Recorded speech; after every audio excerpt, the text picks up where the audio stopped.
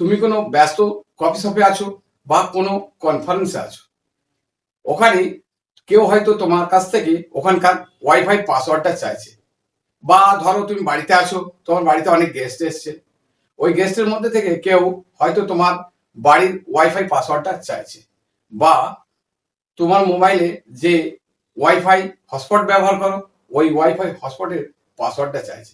সেক্ষেত্রে তোমার একটা বিরক্তিবোধ মনে হয়, কারণ আমরা সাধারণত ওয়াইফাই পাসওয়ার্ডটা অনেকগুলো লেটার, নাম্বার এবং সিম্বলের সমন্বয়ে একটা স্ট্রং কমপ্লিকেটেড একটা পাসওয়ার্ড তৈরি করে থাকি, যেটা সাধারণত সঠিকভাবে মনে করে রাখা বা সঠিকভাবে মুখেতে কাউকে বলে শেয়ার করা একটা বিরক্তিকর ব্যাপার।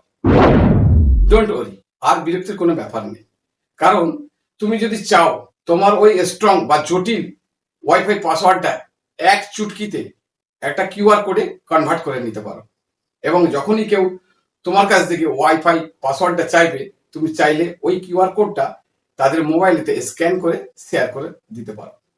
ব্যাস, সিম্পল, আর কোনো বিরক্তি ভাবটাও নেই।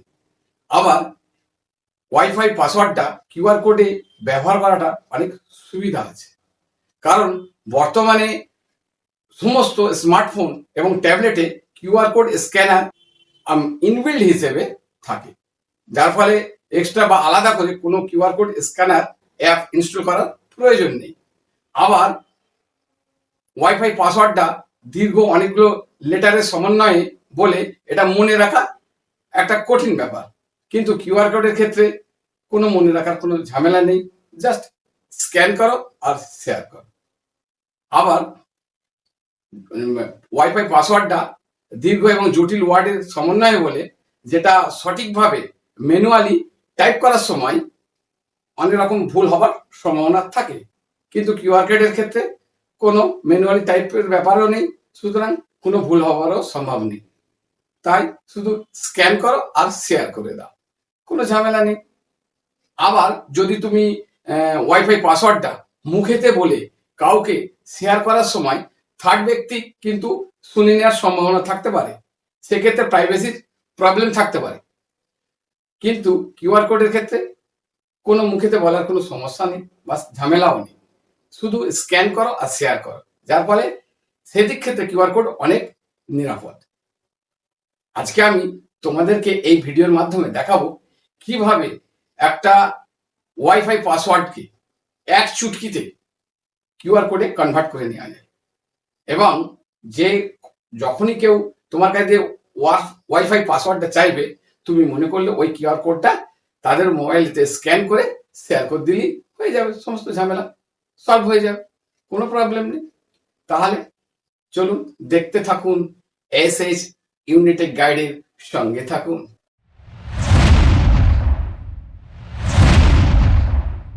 প্রথমে আমি আমার মোবাইলে যে ক্রোম ব্রাউজার আছে তাতে ট্যাপ করে আমি ওপেন করব, করে আমি গুগলটা ওপেন করব। ঠিক আছে, গুগলে গিয়ে আমি সার্চ করব QII.ORG,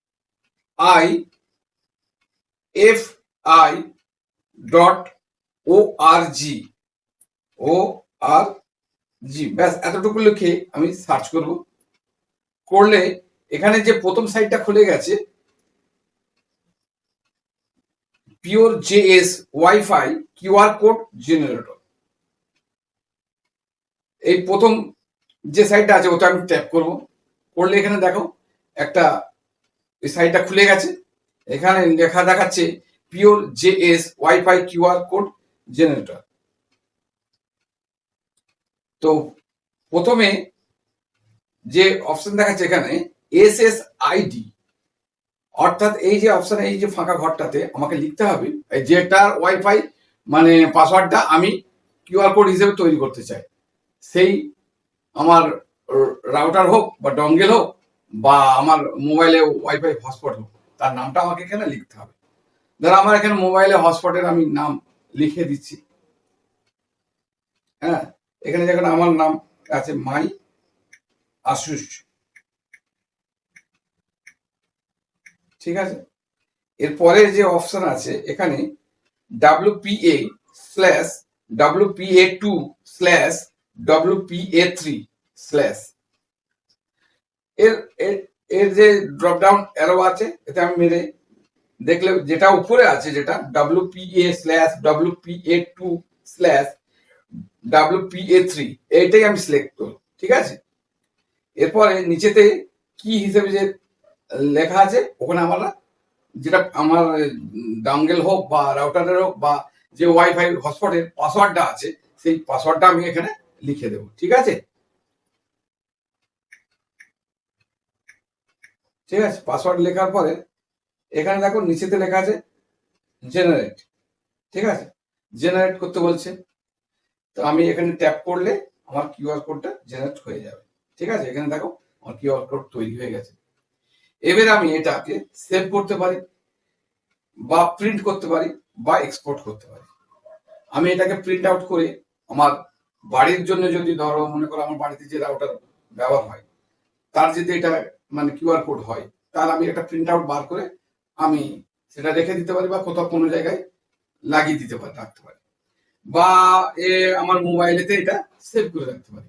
কেউ যখন আমার থেকে ওয়াইফাই পাসওয়ার্ডটা চাইবে, বা আমার রাউটারের হোক বা ডঙ্গেলের হোক বা আমার মোবাইলে ওয়াইফাই হটস্পটের পাসওয়ার্ডটা যদি চায়, তাহলে আমি এইভাবে কিউআর কোড জেনারেট করবো, করলে তাকে আমার মোবাইলে যদি আমি সেভ করে রাখি, তাকে মোবাইলে তার মোবাইলটা নিয়ে এসে আমি এটা স্ক্যান করে দিলে ব্যাস সমস্যার সমাধান। ঠিক আছে, এখানে দেখো এক্সপোর্ট লেখা আছে, এই এক্সপোর্টে আমি ট্যাপ করবো, করলে এটা আমার ডাউনলোড হয়ে যাবে। ঠিক আছে, ডাউনলোড হয়ে আমার গ্যালারিতে অটোমেটিক সেভ হয়ে যাবে। এখানে উপরে ডান দিকে যে অংশটা দেখাচ্ছে, এটা হচ্ছে কিউআর কোড স্ক্যানার। এটা এই মোবাইলে আছে, এই মোবাইলে এখানে ইনবিল্ড হিসেবে আছে। ধরো এই ব্যক্তিটার এই ফোনের যে ব্যক্তি, সে আমার কাছ থেকে ওয়াইফাই পাসওয়ার্ডটা চাইছে, তা আমি কি করব, এর যে স্ক্যানার আছে ইনবিল্ড হিসেবে, সেই স্ক্যানারটাকে আমি অন করে দেবো, দিলে দেখো এখানে স্ক্যান হচ্ছে। আর আমার মোবাইলে যে কিউআর কোড, ওয়াইফাইটাকে কিউআর কোড কনভার্ট করে রাখা আছে, সেই কিউআর কোডটাকে আমি শুধু জাস্ট ধরবো তার সামনে, ওটা ব্যাস কমপ্লিট, কানেক্ট হয়ে গেছে অটোমেটিক। আজকের এই ভিডিওটা এইখানে এই পর্যন্ত। আমার এই ভিডিওটা তোমাদের কেমন লাগলো, আর এই ভিডিও সম্পর্কিত কোনো প্রকারের যদি প্রশ্ন তোমাদের মনে থেকে থাকে, তাহলে আমাকে অবশ্যই সেটা কমেন্ট সেকশনে লিখে জানাবে।